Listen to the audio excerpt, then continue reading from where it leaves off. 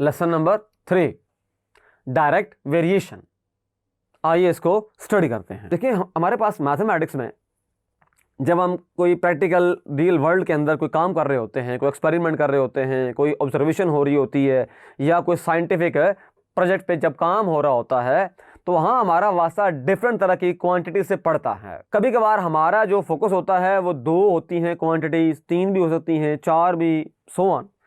तो अगर तो हम सपोज करें 2 क्वांटिटीज पे हम फोकस कर रहे हैं, अगर वो 2 क्वांटिटीज के अंदर इस तरह से है कि उनका बिहेवियर सेम है, बिहेवियर सेम होने का मतलब ये है कि अगर एक क्वांटिटी इंक्रीज कर रही है और उसे कारस्पॉन्डिंग दूसरी क्वांटिटी भी इंक्रीज कर रही है, या एक क्वांटिटी डिक्रीज कर रही है उससे कारस्पॉन्डिंग दूसरी क्वांटिटी भी डिक्रीज कर रही है, तो हम ये कहते हैं उन दोनों के दरमियान में डायरेक्ट वेरिएशन है।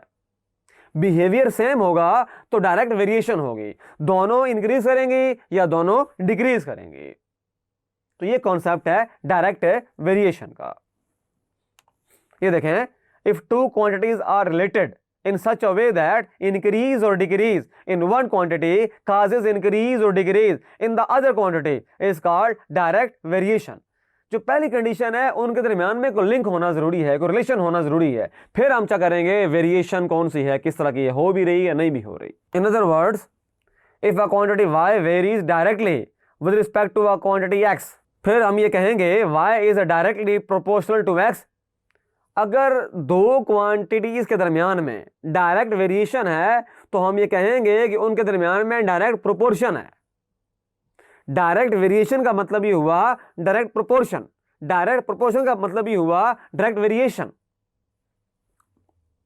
इसको मैथमेटिकल फॉर्म में कैसे लिखेंगे, y is directly proportional to x, या there is a direct variation between x and y। तो ये जो सिंबल है ये ग्रीक लैंग्वेज का सिंबल है, ये प्रोपोर्शनलिटी का सिंबल होता है, मैथमेटिकल सिंबल है। तो अब जो साइन है प्रोपोर्शनलिटी का, उसको इक्वलिटी के साइन में चेंज करने के लिए हमें एक कांस्टेंट तलाश करना पड़ता है। वो बेसिकली जो साइंटिफिक होती है कैलकुलेशन या डेटा कलेक्शन होती है फील्ड में जाकर, तो वहां से हम उसको डिजाइन करते हैं। जो ये k होता है, कांस्टेंट ऑफ प्रोपोर्शनलिटी कहते हैं इसको। तो y over x equal to k हो जाएगा, यानी कि y की वैल्यूज को डिवाइड किया जाए x की वैल्यूज पर तो k की वैल्यू हासिल होती है। हम कुछ वैल्यूज एट रैंडम या वहां से जो मेजरमेंट हासिल होती है फील्ड में से साइंटिफिक एक्सपेरिमेंट के दौरान, तो वहां से हम उसको डिजाइन करते हैं k को। k is not equal to 0, k का नॉन जीरो होना जरूरी है, नो रिलेशन।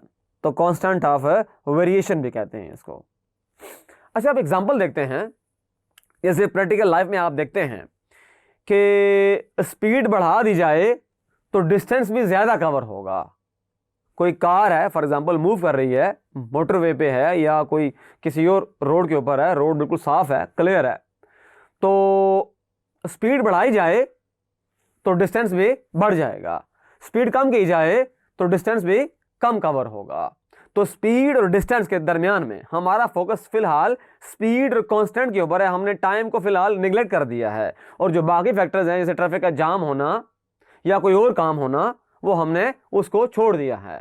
और बहुत सारे फैक्टर्स इन्वॉल्व होते हैं ट्रैफिक के, जब ट्रैफिक होती है रोड्स के ऊपर तो और भी चीज़ें हो जाती हैं, कॉन्स्टेंट्स होते हैं, उनको भी डिस्कस करना पड़ता है, उनको भी कंसिडर करना पड़ता है। लेकिन फिलहाल हमारा फोकस जो है सिर्फ हम 2 चीज़ों के ऊपर है, स्पीड और डिस्टेंस के ऊपर। तो इन दोनों के दरमियान में डायरेक्ट वेरिएशन है। Faster the speed of car, longer the distance it covers. Distance covered is directly proportional to the speed. If speed is slow then the less distance will be covered. If speed is high then the more distance will be covered.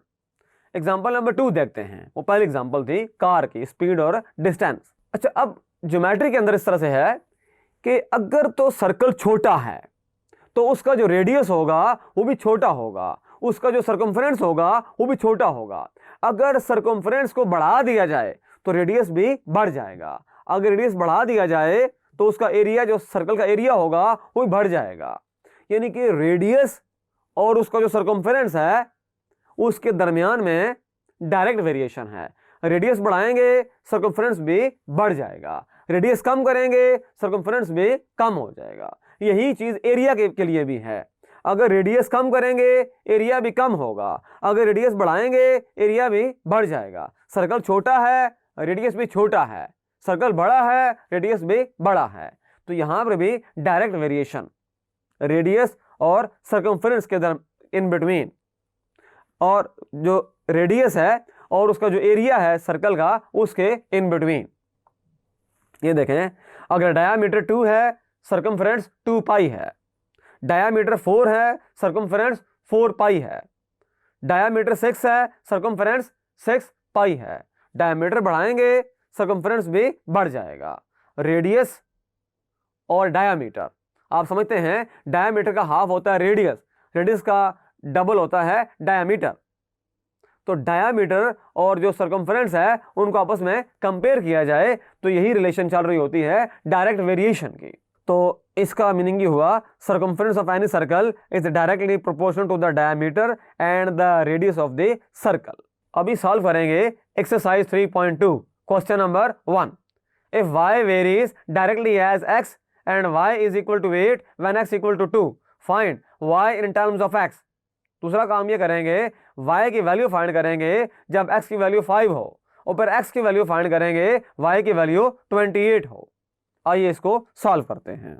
इसको solution ये होगा, देखें y very कर रहा है directly as x, तो इसका मतलब ये हुआ कि y is proportional to x implies y is equal to kx। Direct variation थी तो हमने इस तरह से लिख लिया इसको। अब y और x है। अच्छा, अब y की वैल्यू 8 दी गई है और x की वैल्यू 2 है। पुट कर दें इसके अंदर, इसको कह दें इक्वेशन नंबर 1। तो 1 इंप्लाइज, पुट कर दें 8 is equal to k into 2। तो देखें यहां से इस तरह से होगा कि 8 over 2 is equal to k आ जाएगा, और यहाँ इस तरह से होगा, कैंसिल कर दें इसको 1 और ये 4, तो 4 इज इक्वल टू k और k इज इक्वल टू 4।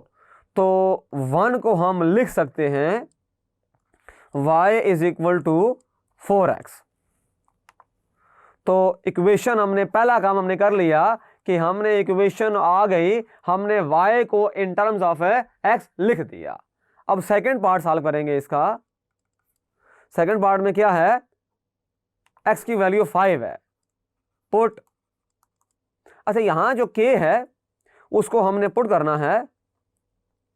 ये देखें k की वैल्यू हमारे पास आई है 4, तो ये हमारे पास y इक्वल टू 4x आ गया।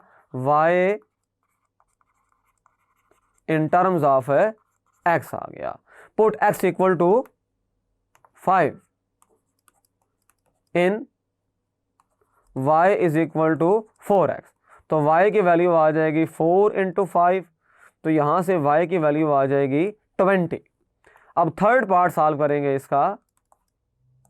थर्ड पार्ट में क्या हासिल है, y 28 है, put y is equal to 28, और ये जो रिलेशन हमने फाइंड की है इसके अंदर 28 equal to 4x implies 28 over 4 is equal to x 7 आ जाएगा। इसका मतलब ये हुआ x की वैल्यू हमारे पास है 7 आ गई। तो इस तरह से हमने सीख लिया कि डायरेक्ट वेरिएशन क्या होती है, और उसको प्रैक्टिकली हमने क्वेश्चन में अप्लाई भी कर लिया।